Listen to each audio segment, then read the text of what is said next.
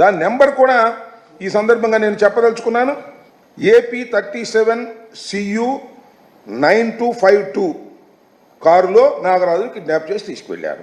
ఆ కిడ్నాప్ చేసినటువంటి ఉదంతాన్ని కూడా మీకు ఈ సందర్భంలో అక్కడ ఉన్నటువంటి అందుబాటులో ఉన్నటువంటి వారు దాన్ని వీడియో కూడా తీశారు. ఆ వీడియోను కూడా చూడండి, నడి రోడ్డు మీద ఏ విధంగా జరుగుతుందో.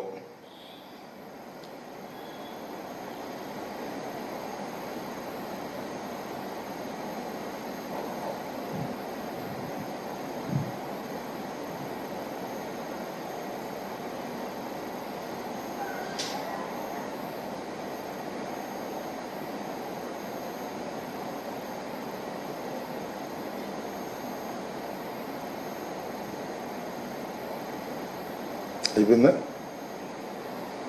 తల్లి చెల్లి, ఆయన తల్లి నాగరాజు, తల్లి నాగరాజు చెల్లి, నాగరాజు బావమటిది, ముగ్గురు కలిసి ఆటోలో వెళ్తున్నారు కూరగాయల వ్యాపారం చేసుకుంటూ. అలా బావమటిదేమో నరికారు, అతను పారిపోయాడు పాపం. తల్లి చెల్లి కాళ్ళ వేళ్ళ పడుతున్నా కూడా దారుణంగా ఈడ్చుకొని వెళ్ళి బండిలో ఎక్కించుకుని తీసుకువెళ్తే ఏంటి లా అండ్ ఆర్డర్ ఉండట పోయినట్ట ఈ రాష్ట్రంలో? అదేమంటే అసలు లా అండ్ ఆర్డర్ గురించి మీరు మాట్లాడతారా? రాష్ట్రపతి పరిపాలన విధించమంటారు 2 నెలలకే అంటే ఏమిటిది?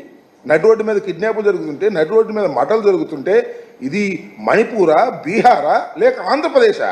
చంద్రబాబు నాయుడు గారి నాయకత్వంలో జరుగుతున్నటువంటి ఈ ప్రభుత్వంలో అంటే రెడ్ బుక్ రాజ్యాంగం నడుస్తూ ఉన్నది. పోలీసులకు అసలు ముద్దాయిల్ని కానీ నేరస్తుల్ని కానీ ఏదైనా గొడవ జరుగుతుంటే ఆపేటటువంటి హక్కు లేనటువంటి రాజ్యాంగం ఇది చలామణి అవుతుంది. రెడ్ బుక్ రాజ్యాంగం నడుస్తూ ఉన్నది. పోలీసు వారు ఎవరైతే ఉన్నారో వాళ్ళు తెలుగుదేశం పార్టీ నాయకులు ఏ ఆగడాలు చేసినా వాటిని కాపాడవలసిందే. వాళ్ళ జోలికి వెళ్ళటానికి వీల్లేదు, వాళ్ళేం అనటానికి వీల్లేదు అనేటువంటి సంకేతాలు హోంమంత్రి గారి దగ్గర నుంచి నారా లోకేష్ గారి దగ్గర దాకా అందరూ ఇస్తుంటే పోలీసు వారు మాత్రం ఏం చేస్తారు చెప్పండి?